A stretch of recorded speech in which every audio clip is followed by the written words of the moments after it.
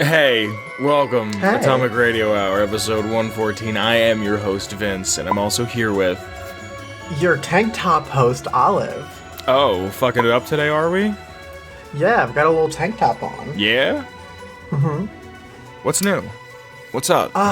Not much. How have you been? I finally started work. What are you doing? I'm a... What are you wearing? My job is kind of weird. What's up? up? My job is... What'd you say? Go on.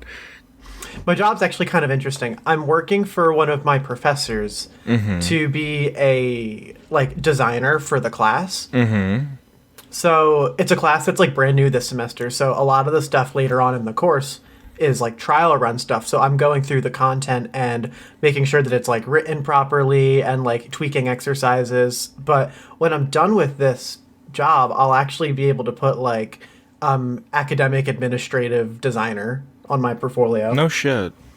Yeah, it's actually a really interesting position. So and it pays really well. You know the whole curriculum? I know the curriculum for this class, yeah. So, you're just gonna pass instantly because you know all the answers. No, I took this class 4 years ago. I see. Yeah. I see. Yeah, that's another thing on my plate of craziness, but I'm actually really excited about it. Cool. What about you, friend? I always have things that I want to talk about here in this opening segment. And then you forget. And then I just forget. I'm just one of these people that, one of those people who Those people? What do you mean, those people? I just constantly will have an idea going on, and before I realize that it's gone, it's not there anymore, and I carry a book on me to write ideas down, I just don't do it. Yeah, I don't remember what the hell I wanted to talk about here. There was something that I wanted to make very pertinent and talk about with you. Oh, I know something that I want to make very pertinent and talk about. I think we had the same, realization at the same time. You want to say it together? Patreon. Oh, no. We'll get to that in a minute. Motherfucker. All right, fine. Cut that out. No, I'm going to leave that in there, because I want the people to see how you embarrass me. What do you mean? No, cut that out. No, I'm not cutting it out. Fuck you. I want to apologize I'll cut it out, quick. then. No, you won't. No, you can't. You can't do that. I can do that. No, you can't. You don't listen to anything. I tell you the timestamp for lore and you go there. I want to apologize real quick for last episode. Watch, now it's going to happen again on this one, but I try to pride ourselves on having at least decent audio, because there is a majority, I wouldn't say a majority, but there is a number of people that do listen only through audio. And the audio sounded like it was Fallout 2's audio when people talk. Yeah. And I apologize. I tried to fix it, and then we lost an entire fucking 15-minute segment. Mm-hmm. So every time we try to do Tweet Hines, it fucks up. We did it during... At least the past 2 or 3. We did it during E3, and we lost everything. We just did it recently, lost everything. We lost everything just because the audio fucked up, and I couldn't figure it out. The last time we lost the entire episode, so I consider this a net positive. Yeah. The fucking movie review that we had to do twice. Yeah. Yeah. But I just want to apologize for that. I'm sorry that had to happen. Sorry about that, guys. And I promise you I will do better. Is there anything else you want to talk about? In terms of introductories... what's going on? Sorry, I just wanted to get that out of the way. Yeah, not much is going on. I've been mostly doing school stuff, so... You playing anything? That's been consuming most of my time. I'm playing Final Fantasy 14. Still? Online. Still. In fact, it's what I was playing not 20 minutes ago. Really? Yeah. It's right now, it's my favorite game, and... I'm making pretty good progress in the main story, so I'm finally getting to the higher level dungeons and stuff, and it's really fun. I bought you should try it. I'm not gonna do that. I know you're not gonna. I do not like Final Fantasy, and I'm good. I just don't have the time or patience to put in hundreds of hours into an MMO. I haven't in years, but I'm really glad that I picked up Final Fantasy. Even when I played WoW, it was like, hey, I'm gonna play WoW. But like, I would play it for 2 months pretty solidly and then just stop. I bought the new Tony Hawk and I've still yet to play it. I bought it 3 days ago and I haven't played it yet. I don't know how you do shit like that. Like, as soon as I get a new game, I rip it open and take the plastic off and I shove it in the game machine. I am like a kid at Christmas. I have so many things going on and I'm so tired. I'm working on, including this show, 4 projects at once. So, I'm tired. Yeah, you're all booked out. I'm so like, I have the next few days off of work, like this day and the next few days. And I am just, like, I was, like, looking at my schedule going, oh, I don't have a day off. Like, I don't. Like, it's just, like, come home, sleep. Come home from work, do whatever I gotta do, sleep, get up to do this. Then, not saying this in a negative sense, get up to do this, then edit. Then maybe do something for a little while, but then I have to get ready for the next project I'm doing, finish another project that I'm doing that's going to be out soon, hopefully, and then do 4 other things. And then I have to record this and record, like, I have to schedule time to play video games. Like, Kyle and I have scheduled to play Tony Hawk together. Yeah, and it doesn't help that you have the night shift, so your sleep schedule is flip-flopped. Yeah, and I can't even, like, that's what sucks about, like, I can't even play video games with friends at the end of the day. Like, I come home... I don't work nights. Just don't work nights. If that's the only advice I could ever give somebody, is if they ever offer you night shift, don't take it. It's awful. It also, like, majorly fucks with your circadian rhythm. Yeah. So that's probably why you're tired all the time. Maybe. Because your instinctual brain is saying, hey, it's nighttime, go to bed. Yeah. And your logical, like, capitalist brain is like, I gotta be up, dude. Yeah, and it doesn't help that I can feel myself, like, becoming slowly addicted to tea. And I don't mean that as, like, oh, God, I'd suck a dick for a fucking cup of black. Like, I'm saying it like... I'm actually drinking tea right now. Or, like, I like tea. I prefer tea to coffee, but it's like, I need the tea. Like, I get a massive headache if I don't have it. I'm like, this is how an addiction starts. But it's not like heroin. Like, no, you can just stop drinking tea. You're going to tell me that if you can sit there and argue that marijuana is a gateway drug, then you have to acknowledge that sugar and caffeine is as well. Because I know a bunch of fucking people that get real irritable and real upset and real fucking shitty if they don't have their morning cup of coffee or if they don't have sugar throughout the day. So... yeah, I concede that. Did you know that Oreos light up the brain the same way cocaine does? Like, the same exact way. Ooh. That is a really interesting fact. Yeah, and that's why, I wonder what that white stuff is made of. I love cookies. I'm a cookie slut. And, like, you put a package of Oreos in front of me, and, like, I'm not going to guarantee they're going to be there. Like, that's why I will not try cocaine. Like... I'm a cracker kind of gal. You are a cracker. I am a cracker. And by crackers, I specifically mean the goldfish flavor blasted gallon size. Oh, yeah. I go through one of these a week because I have a problem. I remember growing up, I would come over to your house and it would just be like, hey, let's hang out in the kitchen. Oh, good. That's where the Oreos are and the fucking goldfish. And you and I would sit there and just eat Oreos and goldfish. Mm-hmm. We wouldn't even talk to each other. We just stare at each other very intensely and eat. Slowly chew. We just... So much of our time, to quote a show that I like, so much of our time is made up of sleeping and chewing. Yeah. Wow. Did that ever bother you? I remember being a kid and being like, so I gotta go to bed for how many hours? Yeah, right? That's a lot. That's more than a lot. Growing up, I wasn't really... a strict bedtime was never enforced for me. Mm-hmm. Because, like, you know my parents. Yeah, and look how you turned out. I'm living my best life right now. You need to... Oh, fuck you. I would have said it no matter who said it. Oh, I know. Fuck you. I was going to say back that pussy up. Wow. God damn. Do not own one myself. I've been in the market. You're in the market? No. Can we fucking talk about Patreon now? Yeah, we can talk about Patreon. Okay. Because I'm talking about a market exchange. All right, so we got to thank some people. Who are we thanking, Olive, and what are we doing? Noah. Thank you, Noah. Noah, thank you so much. You're our first patron that we're talking about today. You've been here since basically the beginning. Thank you. We really appreciate you. Next up is Gage. Twice. Once for the Patreon, another time for the Discord. He allows us to do cool stuff like stream and whatnot. And again, I said it 2 episodes ago, I'm still working on the new show, Lizard Brains, image here. Cool.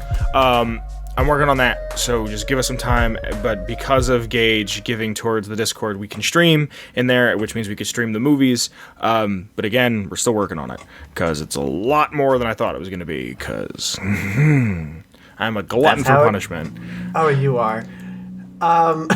Next up is Jordan with a Y. Jordan with a Y. Jordan with a Y. Hey, congrats and thank you. Yeah. After that is Danny. Danny, thank you.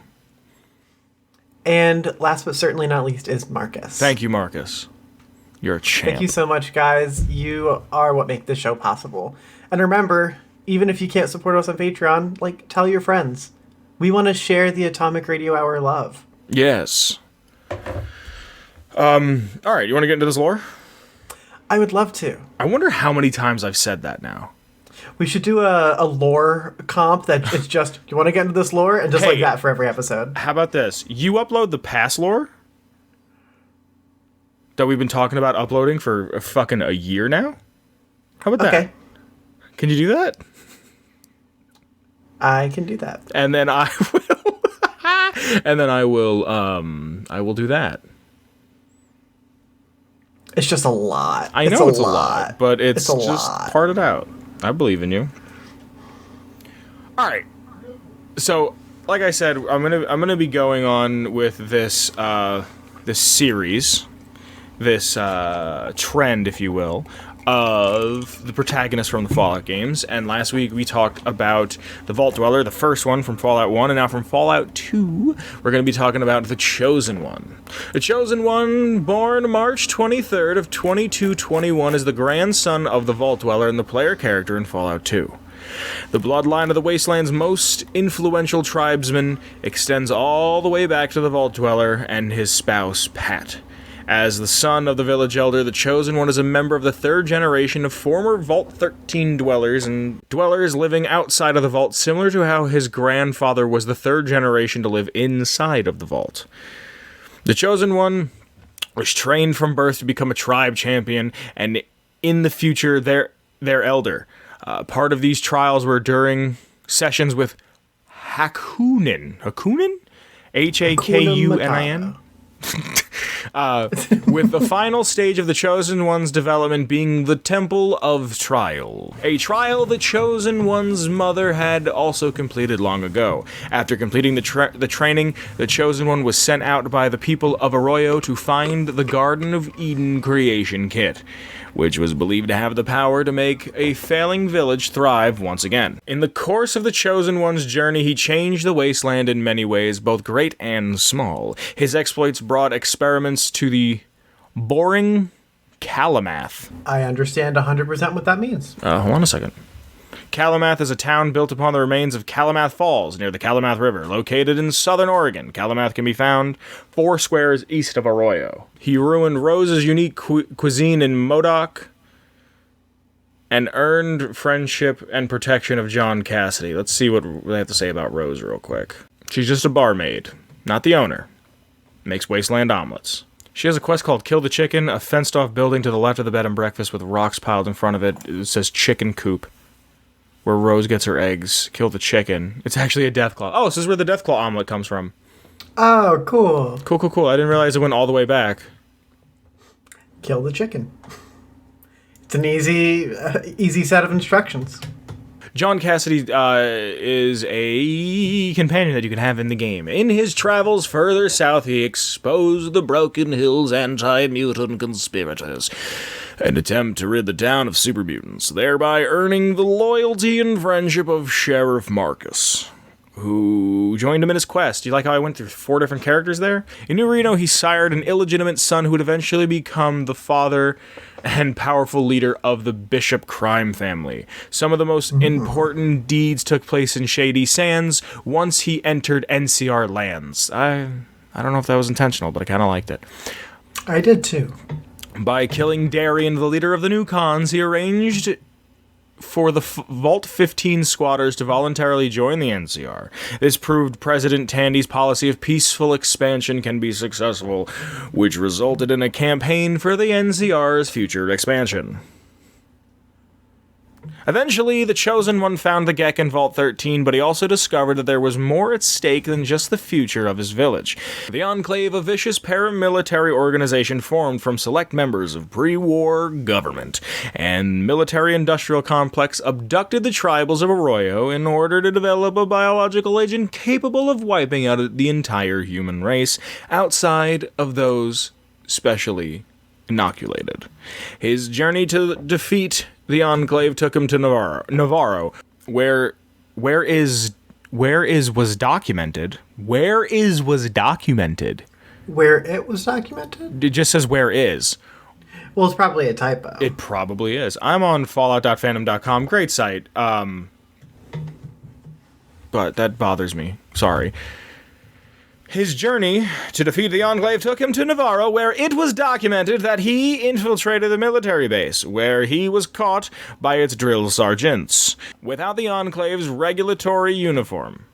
Taken for a fresh transfer, he was given the world's loudest berating, while the Chosen One freed Zarn, killed the Enclave scientist Dr. Schieber, and repaired the cyberdog named K9, later leaving him under the care of a mechanic named Dorothy.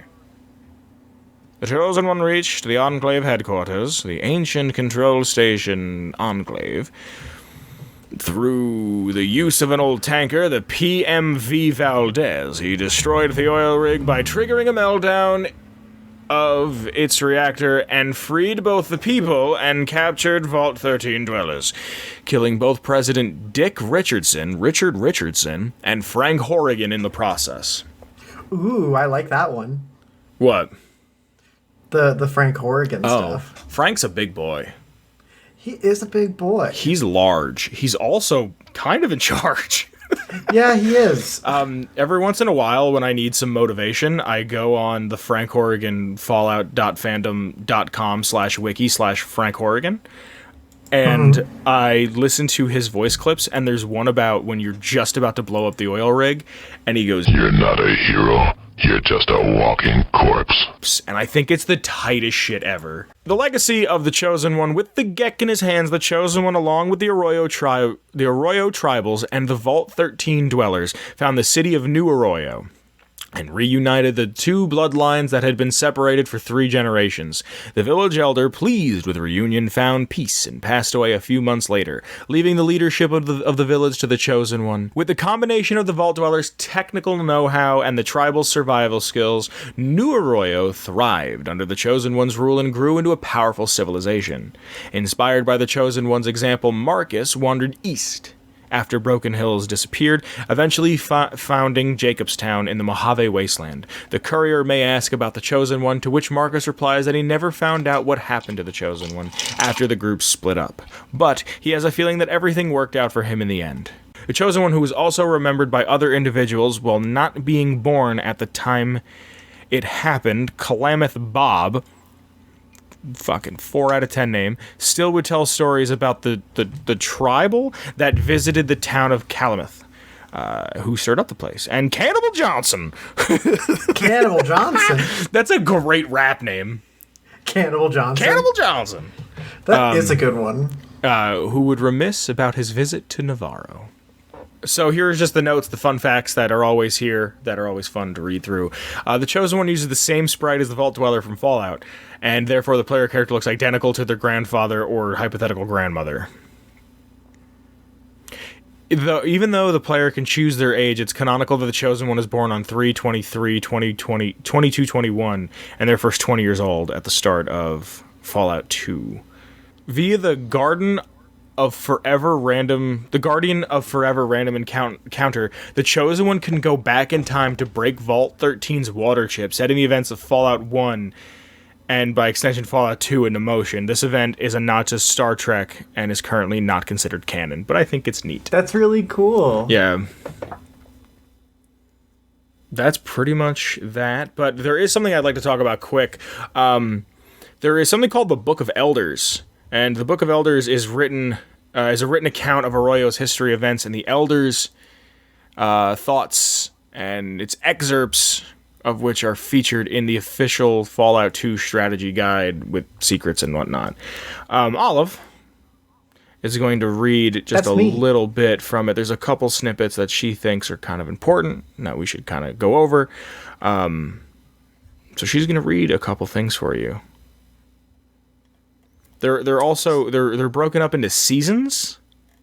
Yeah, there's a bunch of seasons.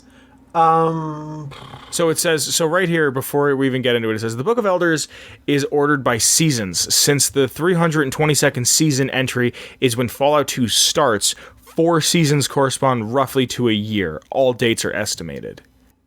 Hit me with it, bucko.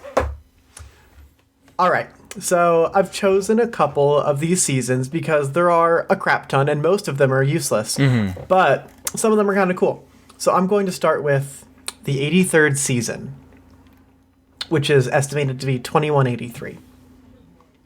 The Vault Dweller was the one who selected the location of our village, behind a large dry valley. The surrounding lands are barren, and it's of little interest to the casual traveler. Often, the best way to remain safe is to be in a place that excites little interest of the eyes of others. The people beyond the Great Bridge, which separates our village from the rest of the world, seem to find immense satisfaction in collecting scraps and leavings from the time before the Great Fires.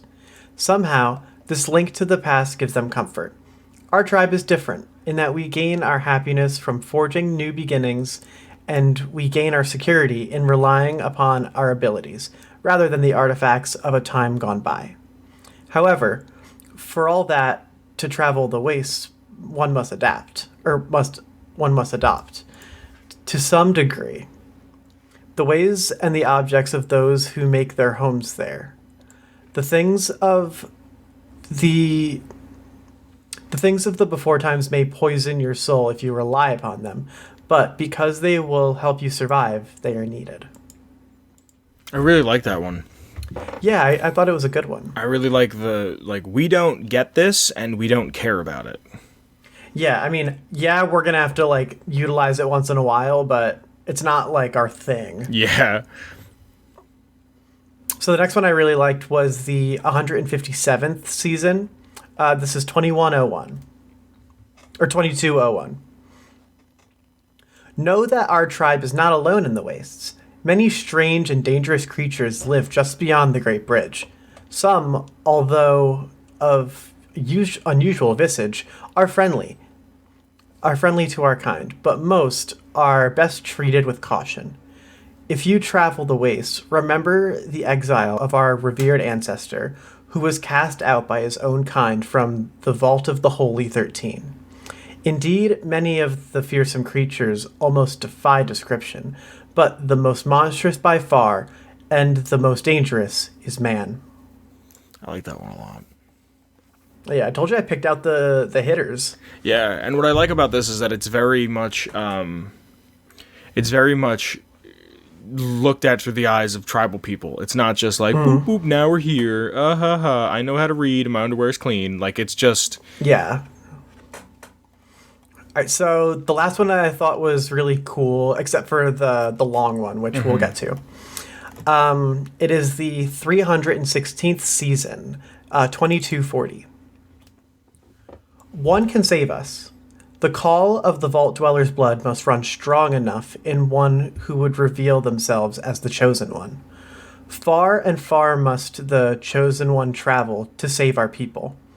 New, built upon the bones of the old world, conceals our future as well as our past. Only the One can bring the spirit of plenty back to our tribe. Only the One can sift the prize from the grip of the dead sands, The Chosen One must bring out salvation, or we will surely perish. So this is the start of Fallout 2. Yes. And it reads... And I'd like to have Vince read it because it's going to sound cooler if he says it. Truly, you are the Chosen One. It is to you that we turn as our arroyo, our village, our home, faces its hour of greatest need. In all of the years since our ancestor, the Vault Dweller, founded Arroyo, our people have known hardship many times.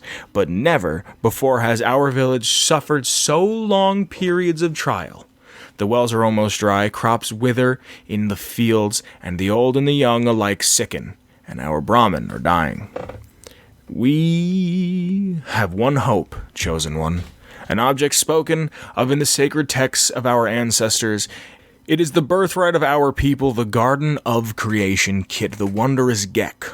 Only that can save us now. Listen, Chosen One, and I will tell you the tale of your people that you may learn the promise of the Gek. When your ancestor was cast from was cast from the Vault of the Holy 13 over 80 years ago, he and others who would escape the tyranny of the Vault of the Holy 13 traveled north. For months, they journeyed through the beast-hunted radioactive wastes left from the Great Burn in the before times. I love that as a descripting term. Mm-hmm. Wow. To distance themselves from the Vault. Finally, they came to the fertile valley nested beyond the deep gorge, our arroyo. Here they settled, and our people prospered on this land. The Vault of Holy 13, which your people had left behind, was remembered only in the shrine of your ancestors, the Vault Suit, the Holy Dweller's Survival Guide, and other sacred artifacts we nearly forgotten, but for the festival days. Now, though things are different, your people suffer, and the elders have turned to the Holy Vault Dweller's Survival Guide and help for these dark times. The sacred text mentions the Garden of Eden Creation Kit, an amazing device from the before times that we can turn any land into an earthly paradise. We cannot last much longer without the salvation that the Gek promises. Although the Holy 13 abandoned our ancestor, they cannot turn their back on us now. You shall wear the mystic vault suit of our ancestor with the Holy 13 emblazoned upon it, so that they will recognize you as the rightful heir to the promise of the Gek. You must travel the waste to find the vault of the Holy 13 and demand the Gek. This is the only way our people may yet be saved. I believe in you, Chosen One. However, others need evidence of your worthiness to be an emissary to the Holy 13. You must brave the Temple of Trials to prove yourself to those who would question my choice as our Savior. I have no doubt that you will show yourself to be a worthy champion for our village. Once you pass the Temple of Trials, you will need the wisdom that only experience can give you. There is no time for you to learn. All that you need to know is now your own, so I will give you what help I can. I have read the Holy Vault Dweller's Survival Guide, as well as other tomes saved from the fires of the before time. Our village's own record, the Book of Elders, also contained great wisdom. When our people's wisdom may help you, I will offer it. Our ancestors will guide you as best as we can. Fear not, Chosen One. The strength of the Vault Dweller runs strong in your veins, and I know you shall not fail us. Your quest begins. Cool. That's some tight shit. What's up? It's so tight. Yeah, I really like how it builds up the lore. I really fucking love... where is it? I want to read it again because it was so good. The Burn? Yeah, from the Great Burn in the before times. Yeah. Like, it's not referred to as the Flash or the Bomb. It's just the before time, and it's just the Burn. Like, oh, it's so fucking cool. Shit gets me ready to party. I think that's just about everything we have on The Chosen One. I really know the least probably about The Chosen One of all of the folks, the protagonists, because I have never played Fallout 2. Yeah, I've played a little bit of it and I've watched a lot about it, but I've never I think I got through the Temple of Trials, and then I just kind of stopped because I was like, I really need to beat the first one, I feel. Yeah, like the Fallout guilt. Yeah. Being guilt tripped by the game. Yeah. Yeah, I mean, I would love to. I feel like I would learn a lot more in context if I played through it. Mm-hmm. But there's some tight writing in this game. Oh, yeah. Fallout 2 has great writing. It's just not a atmosphere that I like as much as Fallout 1's atmosphere. I understand that. I like how Fallout 1's atmosphere is very much like, everything's dead, you're gonna die. Like, I like that. Where Fallout 2 is just like, hey, shit's kind of established. You're gonna die, but slower. Mm-hmm. And now go be the savior. Yeah, go save town. Go save the city of Townsville. I'm not saying it's the bad. city of Townsville. That's all I have to say about them. That's all I have to say about it. That's it. That's it, and that's that, Jack. That's it.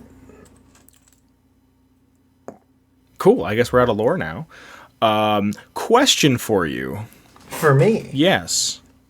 Shoot. What does it mean to do the right thing? Ooh. That's a hard one. This is the kind of thing that I would like to ask context, but I know that that's not what you're getting at. Just an idea that I've had. What does it mean to do the right thing? Doing the right thing is following your morals and your principles to the end, in a way that doesn't directly like harm others. I feel like is doing the right thing. Say that again. So, like, doing the right thing is following your morals or your code of ethics in a way that doesn't harm or like destroy others. So, like, for example, like, even if your code of ethics says, you know what, murdering is great, I wouldn't say that's the right thing because it's bringing harm or fucking over someone else's life. I see. That's what doing the right thing is for me. Mm-hmm. Is following your heart and following what you believe in and doing what's going to make you happy, as long as it's not at the expense of others. What if doing the right thing is the wrong thing? Can I have an example? No. Like, what if doing the right thing is more damaging than it should be? Like, it's the right thing to do, but it's going to damage something in the long run.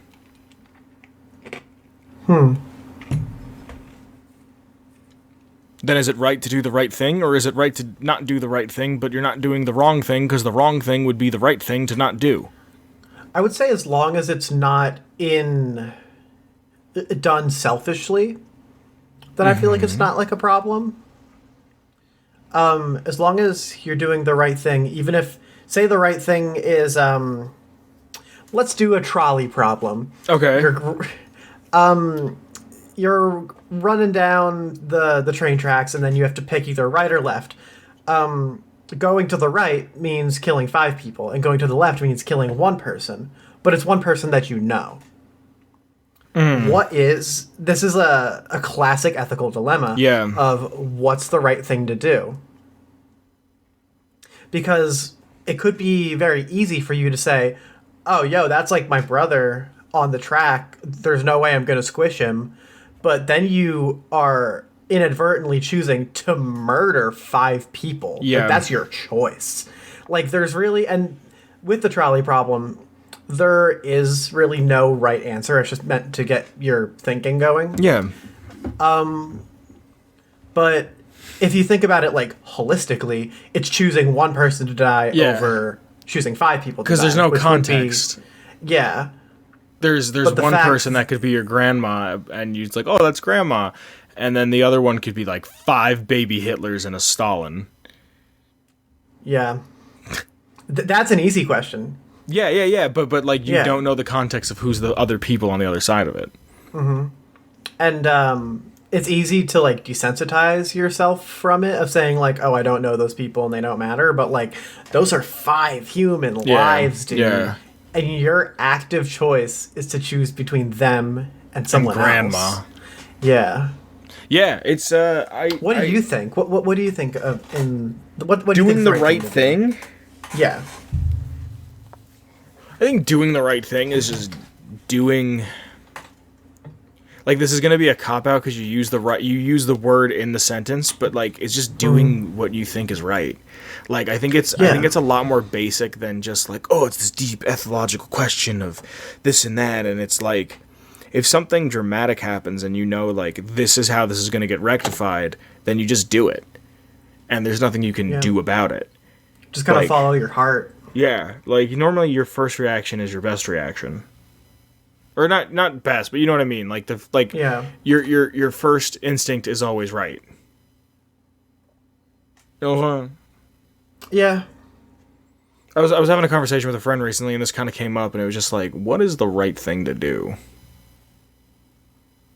Yeah, I don't know. I mean, everything kind of depends on the context in like my scenario. Yeah, I think context is big with a lot of things.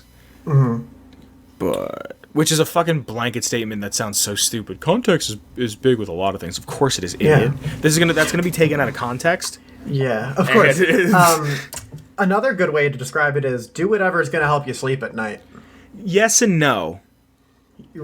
Yeah? No. Because you could like that might help you sleep at night, but like doesn't mean it was right. Yeah, it doesn't mean like it's like, oh well, you know, I ran over that dog.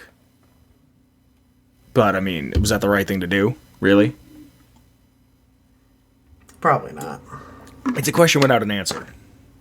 Yeah. Really is, and it's just been on my mind for a little while, and I wanted to know what you had to say. So, moving on, I already used a great segue joke last week, so I can't do it this week. Oh, you killed me. You absolutely destroyed me. You want to talk about this Xbox? I would like to talk about these plural Xboxes. Yeah. Xboxes. Yeah, let's talk about these Xboxes because I'm actually kind of excited, and I'm like a team PlayStation. Well, I'm team PC first, but yeah. If I have to get a console, it's usually on the PlayStation side because I like their exclusives generally better. But the small Xbox looks like a really attractive offer. Finally, we got some news on what the Xbox is going to be, which means Sony's going to say something soon, hopefully. So, the Xbox Series X is coming out at $500, and the Xbox Series S is coming out at $300, and they're coming out November 10th. That is a soon-ass time. Yeah. Microsoft apparently has like 1 million of these made already, from what I understand.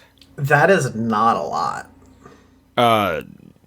I don't know, because I think the Xbox One has it's only sold like 20 million, which I mean, only sold 20 million, but the PlayStation 5 has sold like, has sold like 100 and something million.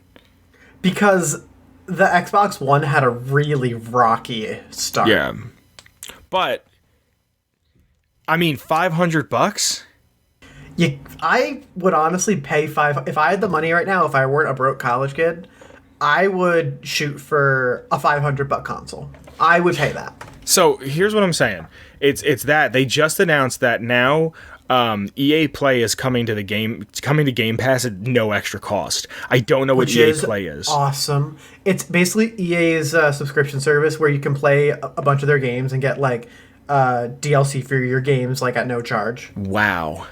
So, like, if you have EA Play, you can, like, get The Sims 4 and play all of the, like, hundreds of dollars worth of DLC. Wow.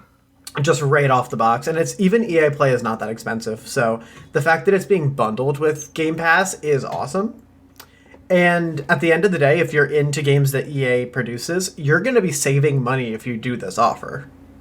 Like, if you do this Game Pass... But wait. Route. There's more. There's fucking more. Oh. This is so the Xbox Series Series S, the small white one, which I'm not a fan of white consoles, but it's all digital, not huge on that. It's 1440p and up to 120 FPS. What is 1440p? Is that like 2K? 1440p is it's like 2K. All right. I'm fine with that. I don't need 4K. I'm cool with 1080, honestly. Yeah, most monitors right now, the standard is 1080. Most TVs right now, the standard is 4K. And playing at 1440p is going to look good on a 4K TV, and it's going to be inconsequential on a 1080p monitor or TV. So this is honestly like right in the sweet spot for a regular customer. Yeah. This is direct. It has DirectX ray tracing, variable rate shading, variable refresh rate. I don't know what that means. Variable refresh rate is pretty fucking awesome, actually. It's got ultra low latency, a custom 512 gigabyte SSD, which isn't great, but it's fine. 4K streaming media playback. There's an update slot. There's you can add another hard drive. Yeah. I'm fine with that. But fucking 4K streaming media playback, right? That is pretty dope. And 4K upscaling for games. I am very interested to see how that turns out, because upscaling can kind of be rocky. It can kind of look smeared and shitty and stuff. So seeing what upscaling can do, depending on like the generation of game that you're playing on it, I'm excited to see that. Okay, and this isn't even the best part. The best part about the whole thing is the Series S has a financing option, which I think is massive. I think it's the S or the X? The S. Oh, so like the $300 one. The $300 one, if I'm reading it correctly, what Kyle sent me, and if I'm wrong, I'll pin a comment in the top to say that I'm wrong. Let me see where it is. That Kyle just sent it. I think it'd be so funny to just see the little like card pop up and says Vince is wrong, and then it just goes away.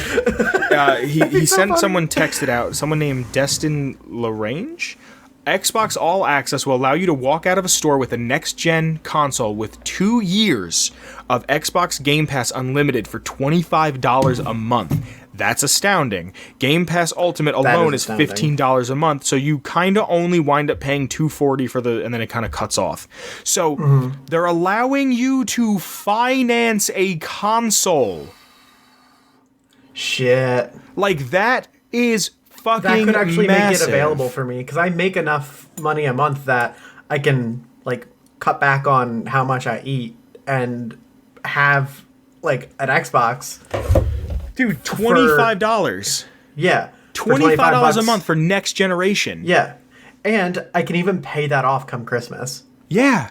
So like I was like, you know what? I'm not gonna get one this year.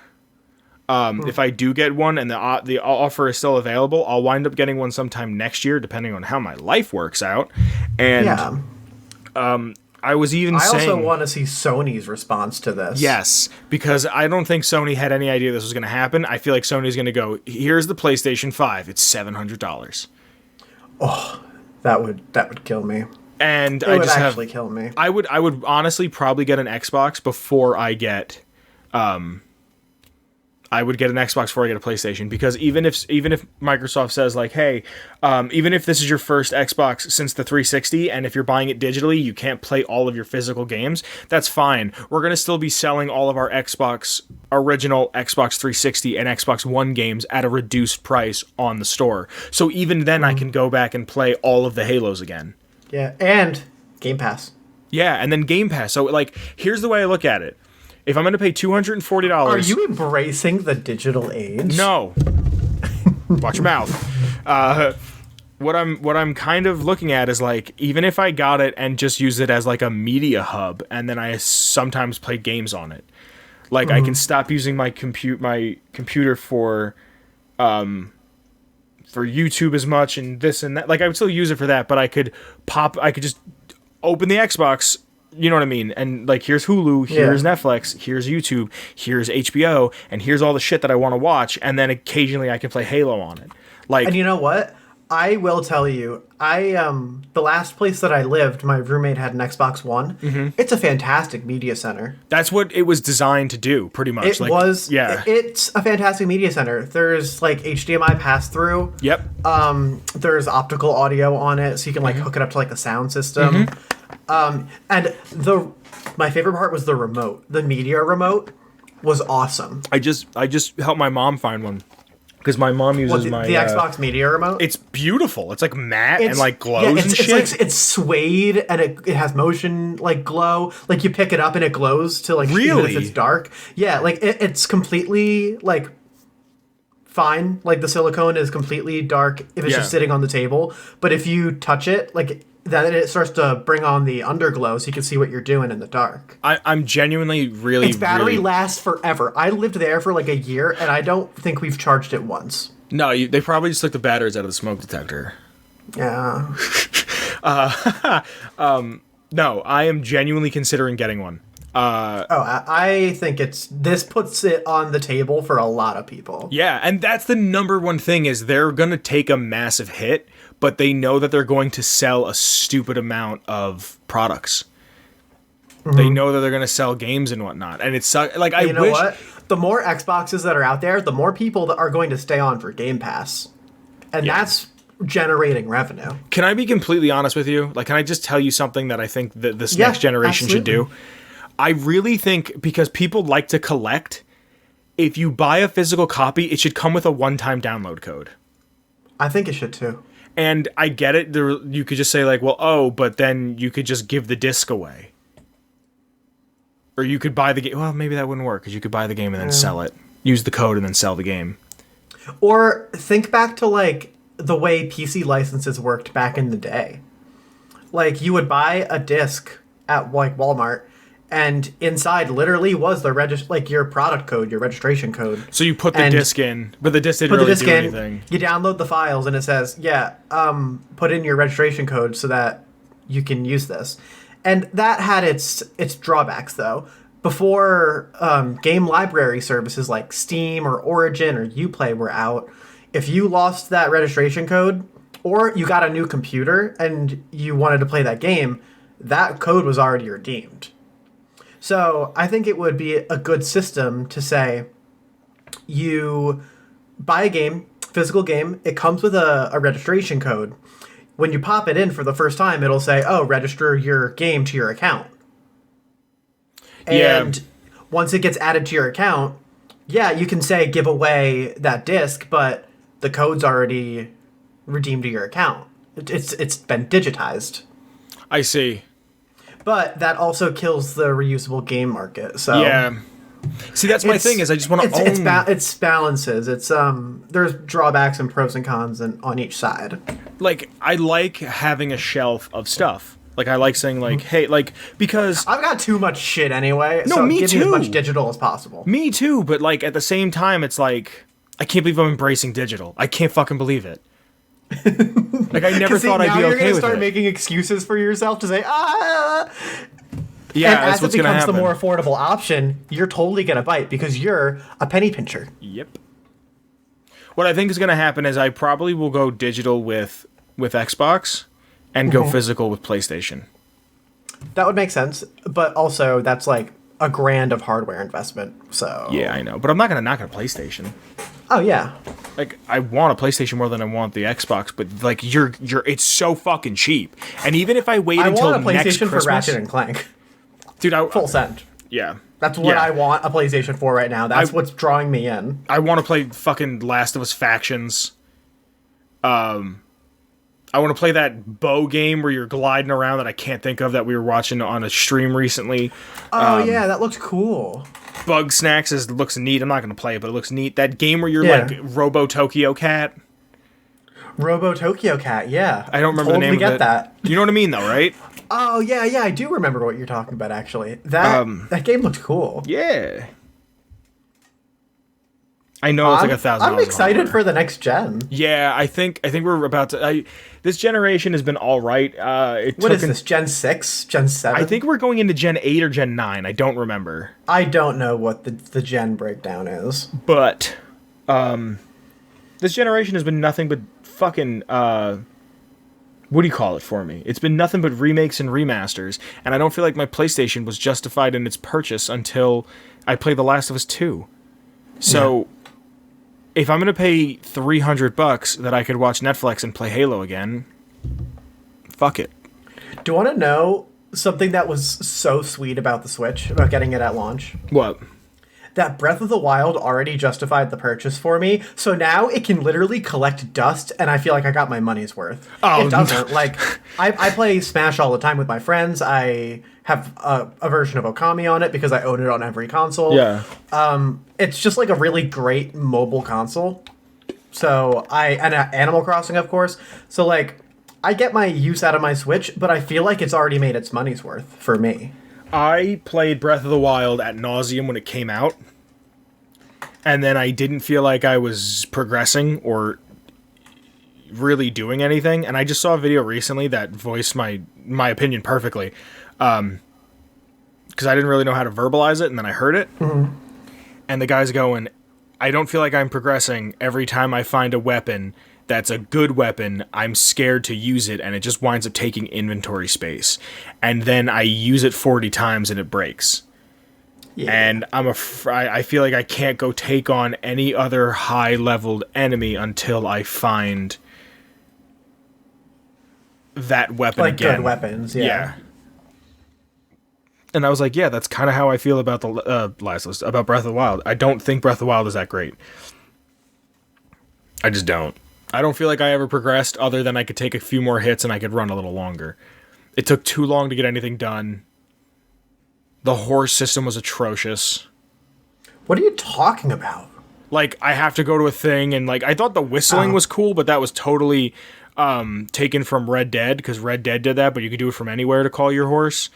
I just thought that I had to like find stables, and they were so fucking scattered, and if I went 30 feet away from my horse, I couldn't whistle for him.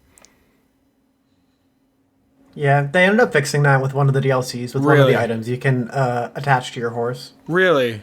Yeah, it's like the ancient horse armor, and you can whistle from it from anywhere in the world, and it'll just spawn your horse next to you. Yeah, I like that a lot more. If that was in it, I probably would have. Honestly, I probably would have enjoyed the game more if it had that to begin with. That's fair.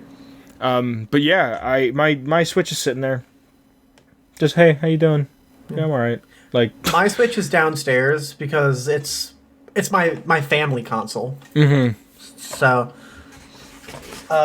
yeah, that's where it stays. I mean, I don't play it as much as I used to because I've been actually PC gaming recently. Wow. So I spend basically all my time in my room because this is also my office and also my schoolhouse. Yeah. And I haven't... I left the house on Tuesday. I left the house on Tuesday, and it was the first time I'd left the house in like 15 or 16 days. You don't go grocery shopping?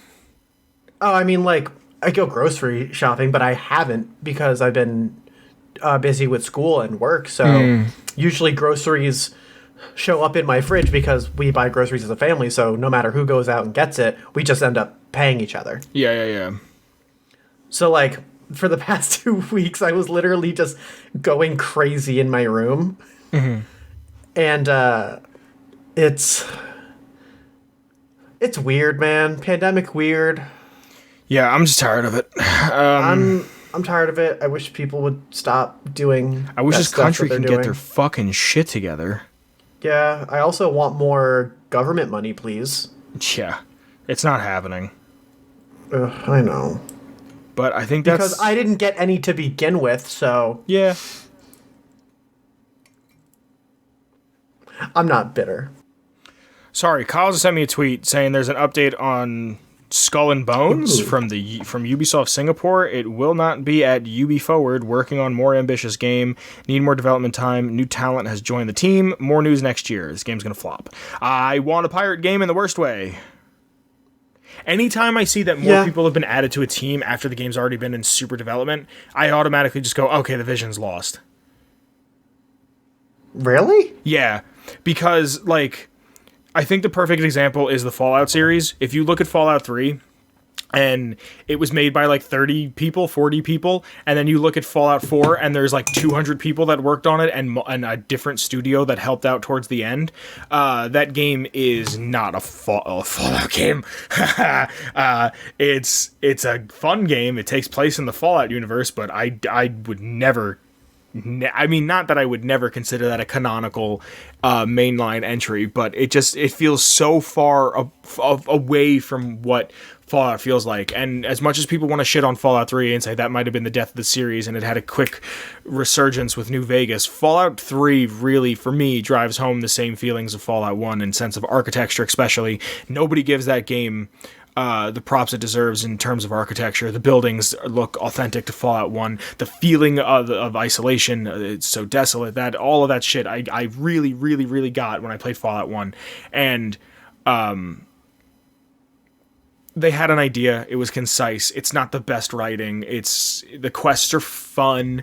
They can be a little linear, but it's really fun the first time through when you're getting to discover everything brand new for the first time. That I remember beating the game and taking the exploration perk just so I can go find everything. Like, that's a really, really fun part of the game where I was playing Fallout 4 and just going, I'm a white man, no matter what skin color I am, talking to people. And as I'm talking to people, it's just this fucking, how can I help you? And something that bothers me about Fallout 4 that I never fucking articulate, but I don't know how it doesn't bother other people.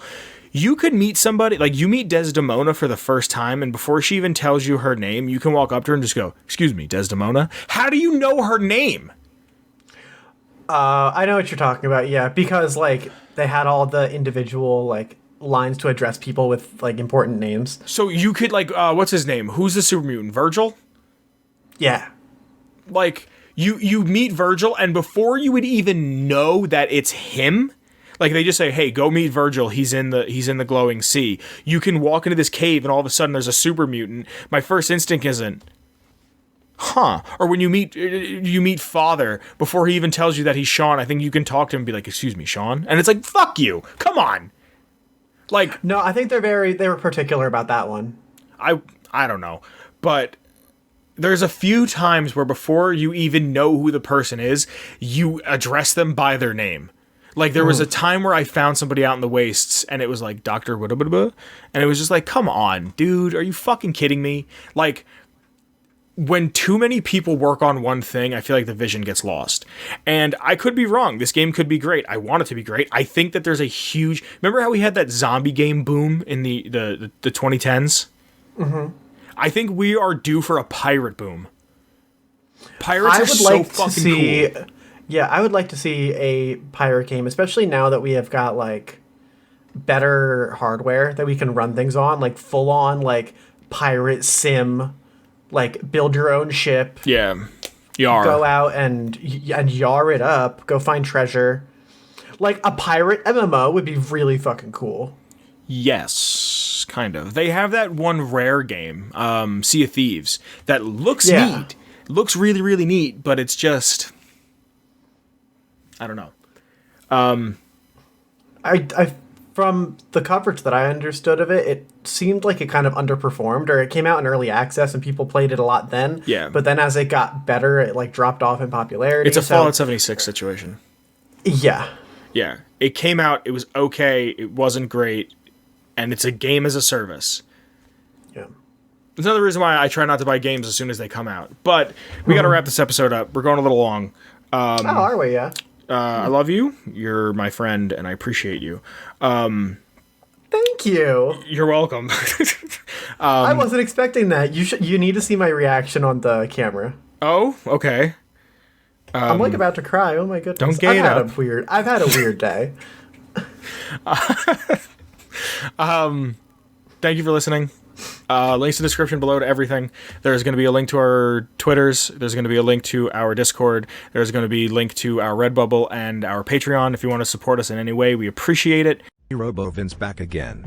We need to thank Shane Ivers for the usage of his song, Feather Duster.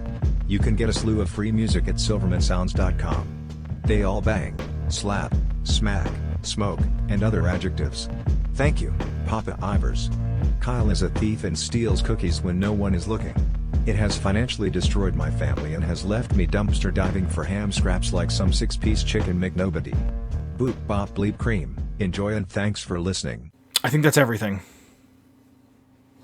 Yeah, I think that is everything. We went through all the stuff. This episode was substantially better. I hope. Don't fucking jinx us, you... I hope. I'm sorry about last episode. Thank you for being here and coming back for another week. See you next week, guys. See you later. Bye. Bye. Atomic Radio Hour Podcast. A Ghoulman Entertainment production.